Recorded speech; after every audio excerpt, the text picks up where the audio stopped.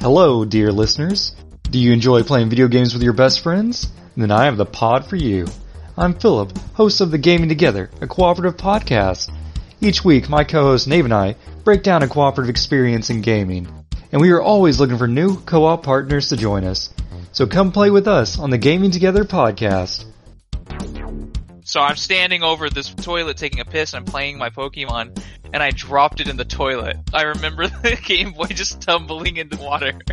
And I remember screaming for my mom, trying to get this Game Boy Wait, how out. old are you? And she yelled at me.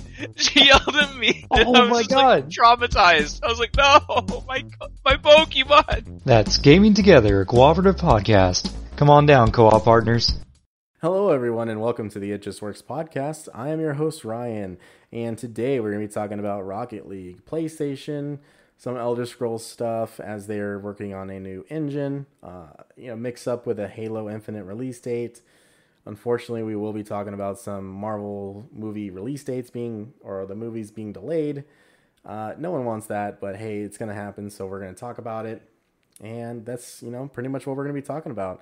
Oh, and I guess Amazon decided they're just going to launch a cloud gaming service. So we're also going to go over that. Anyways, thank you guys so much for listening to the show. And yeah, let's just get into it. Cue that intro.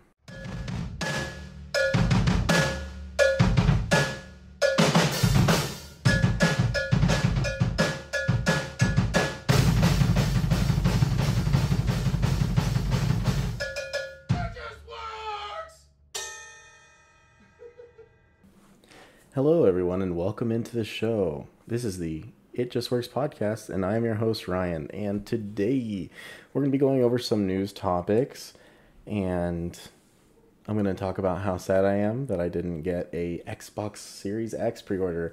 Unfortunately, I was not able to get one, and I'm kind of bummed out. But you know what? It's great that it's sold out everywhere, and that shows that how many people are interested in the new consoles this generation.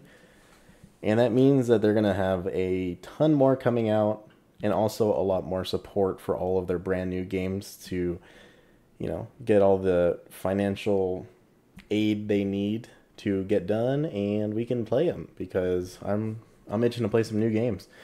So, one of the first things I want to talk about, which was just announced today, is actually freaking Amazon is launching a new cloud gaming service that lets you play hit video games directly from your phone, TV, or computer. So,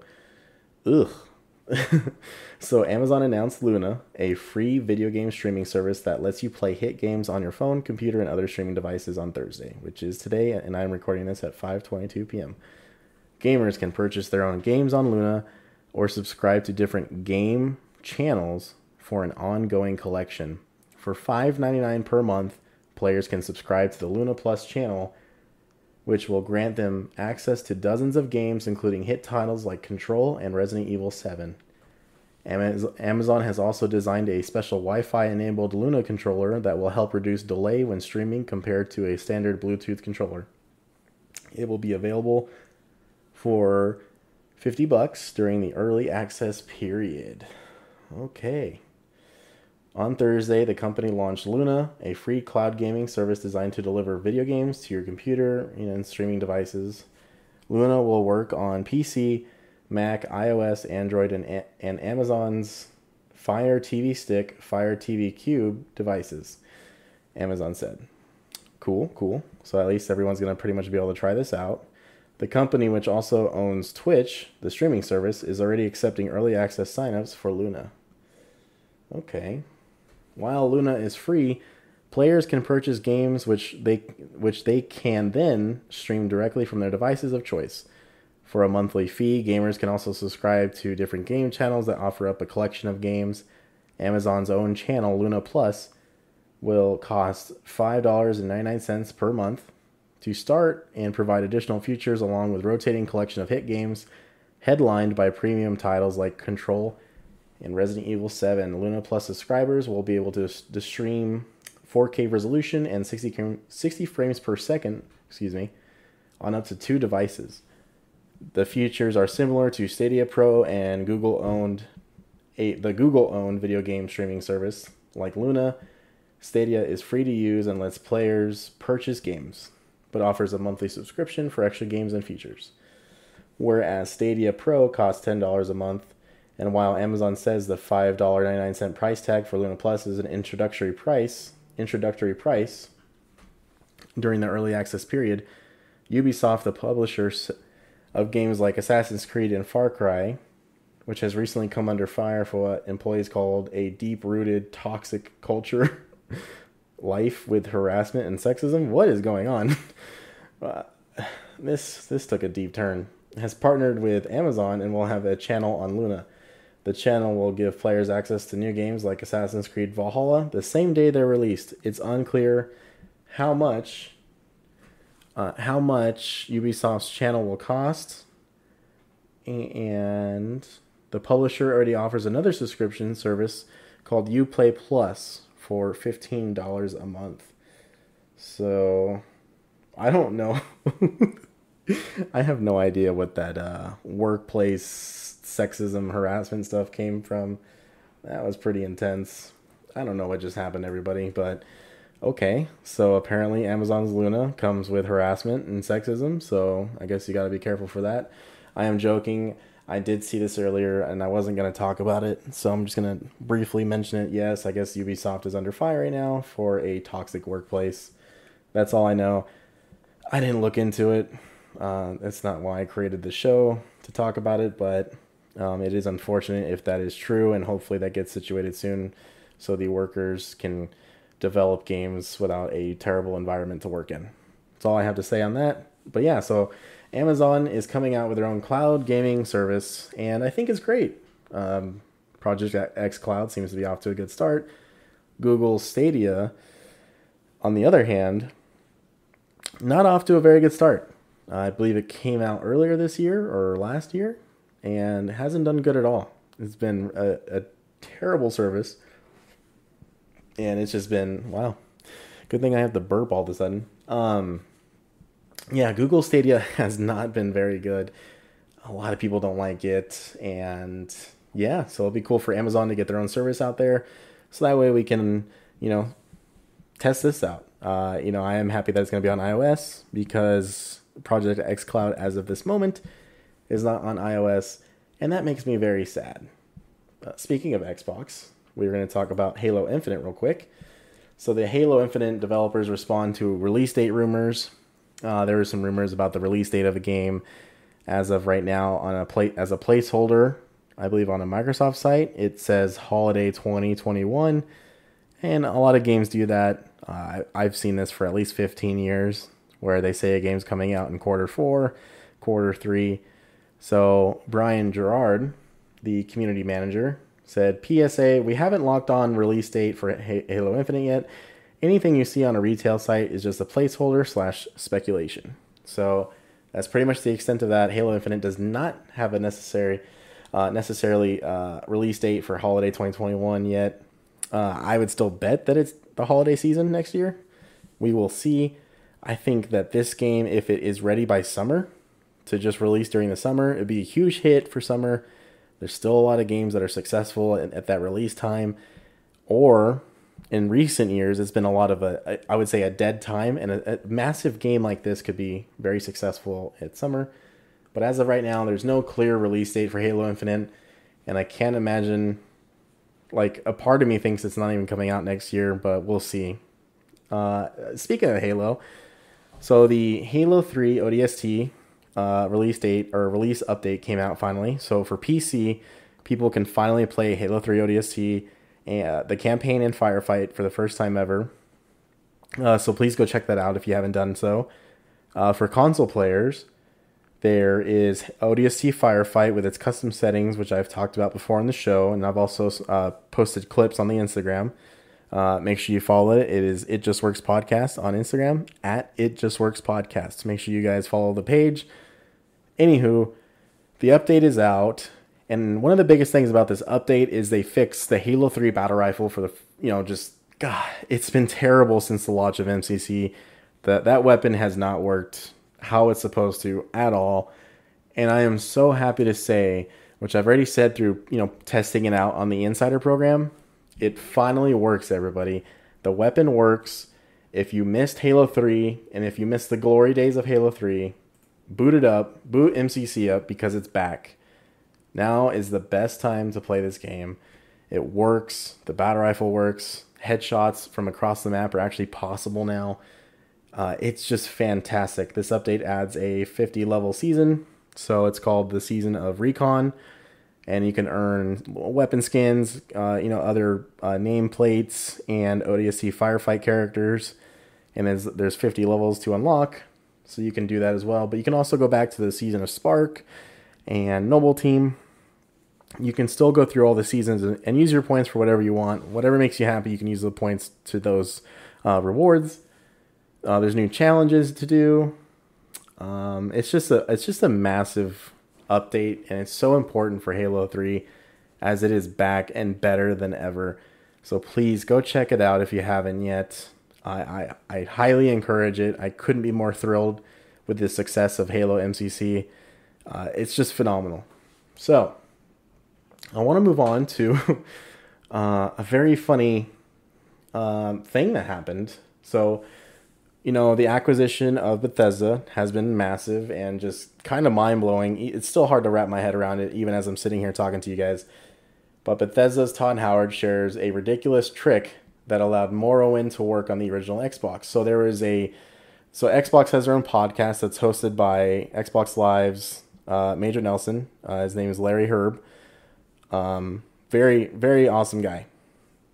He's been doing Xbox interviews for God knows how long, and he's done, your This Week's on Xbox, which you can find on your dashboard and YouTube pretty much since the 360 days. I don't know if it's been before that, but he does a podcast, and this week on his recent podcast, he had Microsoft's Phil Spencer, who is the head of Xbox, and Bethesda's Pete Hines and Todd Howard. So they're just going through a brief history of their interactions between Xbox and themselves, just the two companies working together. And one of the biggest things is Morrowind coming to the original Xbox. It was a PC game, and no one thought it would do good or even work on the original Xbox. Well, come to find out, it actually didn't work that well. Todd Howard said that if you're running on low memory, you can reboot the original Xbox, and the user can't even tell. He says you can throw a screen up, though, and so when Morrowind loads sometimes, you get a very long load time. That is them actually rebooting the Xbox without you even knowing it. So that way it would allow the game to run and load into the next whole area that you're trying to go into. It's just, it's not that big of a deal, but it's just funny to think about with these older games, like the tricks that these developers had to come up with just so we can play them. It's very crazy. I just kind of wanted to throw that out there real quick. And speaking of Bethesda, they also revealed, Todd Howard said that this is the largest engine overhaul since Oblivion. So Fallout 76, Skyrim 4, 3, Vegas, Oblivion, they've all been running on the same engine, believe it or not. And yeah, I know that sounds terrible, guys. It does. So they are making a brand new engine for Elder Scrolls 6 and Starfield, and I am beyond excited to see what these games look like in the next generation. So please keep an eye out for that. I know we're all pretty excited for anything Bethesda does at this point. Now being financially backed with Microsoft, they can use the Sea of Thieves water technology, the weather technology they have, Playground Games with their technology. They basically get to share this amongst themselves and make better games. So who knows what is possible.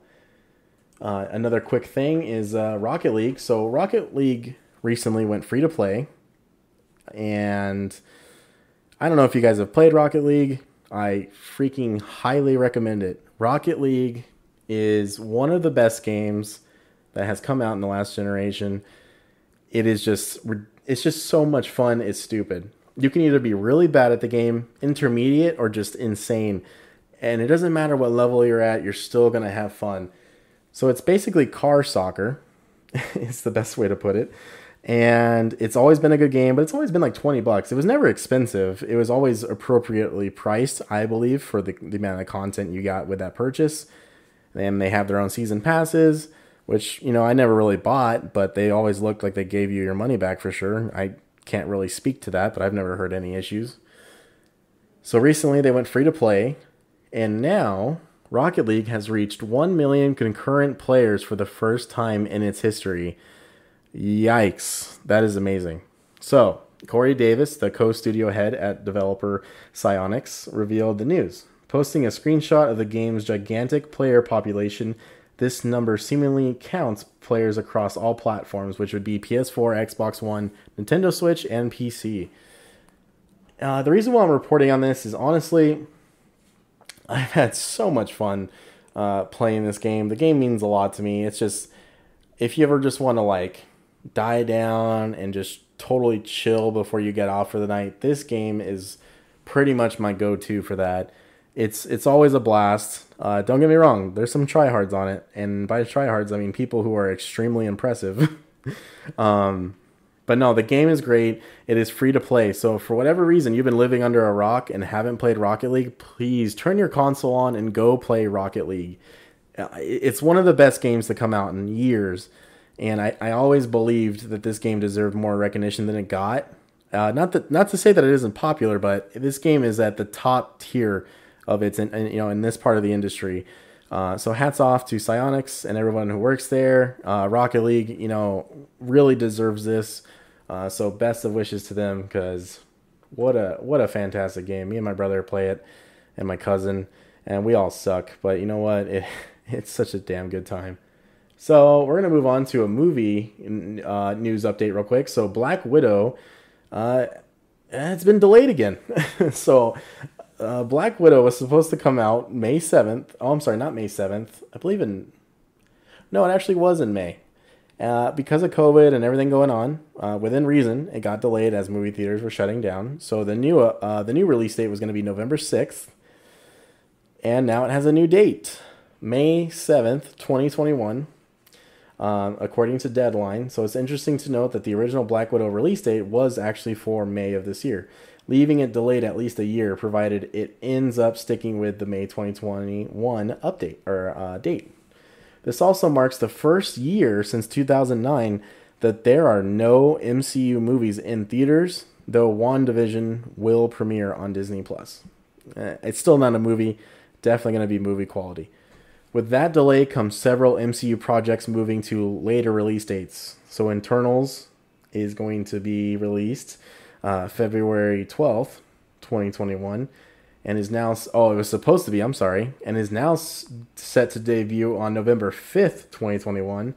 Shang-Chi and the Legend of the Ten Rings, which originally occupied the Black Widow release date, will premiere July 9th, 2021. This also means that Eternals, which was originally set for theaters before Shang-Chi, will now arrive after it. So here is what to expect for the next few MCU releases. So just to clarify, Black Widow will be May 7th, 2021. Shang-Chi and the Legend of the Ten Rings, July 9th, 2021. And Eternals, November 5th. That sucks. I'm not really excited for the future of the MCU. I just believe without Iron Man and Cap, it's even Black Widow herself, since she's dead. Spoilers. I just think it's not going to be as good. I'm probably going to get proven wrong, to be honest, so I won't try to claim like I know anything. I just think Endgame ended on such a correct note with all of the characters that it's like, well, I could probably stop here, guys. Obviously, due to money and so many other stories that can be told, they're going to continue it. So we'll have to see what happens, but as of right now, looks like that is going to be your future release dates for the MCU. All right, so we're going to move on to PS5 and the launch games that are confirmed and those release dates for them. So where do we got it here? So the confirmed launch games are Assassin's Creed Valhalla, Astro's Playroom, Demon Souls, Destruction All-Stars, Devil May Cry 5 Special Edition, which is digital. I don't know why. Fortnite, Godfall, Marvel Spider-Man Miles Morales, Observer System Redux, and Sackboy, A Big Adventure. So, pretty sweet. nothing too crazy. I would say that I personally believe Marvel Spider-Man Miles Morales is a console seller. So, not gonna lie, I don't think they really have much to worry about there. Godfall looks okay. Devil May Cry 5 is a really good game, so I'm excited for PlayStation players to get it. Demon Souls looks pretty damn good. So I would say PS5 is off to a fantastic start. So hats off to you guys. I'm excited for you guys to get your console and have some damn fun, because the next generation is going to be pretty sick. And that's it for the news today. That's all I really got for you guys. Going to be doing another looking back episode. I kind of teased it with one of the games I was talking about, so I hope you caught that. I got a couple things lined up for future episodes. I don't really want to talk about them yet, because I'd rather them, probably just happen and then release it. But there are more movie reviews coming. I believe a lot of you really enjoy those, and I like to change it up too. I don't want to just be video games. I love talking about movies. I really wish there was new movies, I wish the movies were open and the world was normal so I can go see a movie and then review it, but unfortunately we're not necessarily there yet. We're almost there. So I just want to give you guys a quick update. Please look forward to our future episodes. I'm gonna have people back on again, so you will see Alex on here again to talk about some movies. I know a lot of people will enjoy what he has to say, as me and him don't necessarily agree on everything, and I think that's the best part about having him on. That dude comes up with some crazy stuff and definitely knows how to call out a plot hole. So I just want to say thank you guys so much for listening to the show. I hope all of you are doing great and are being safe out there. I hope you're enjoying your time with your families, your friends, your loved ones. I just want to say thank you again for listening to the show. It means the absolute world to me as always. So thank you guys so much. This is the It Just Works podcast. I'm your host, Ryan, and I will talk to you guys next time. Bye.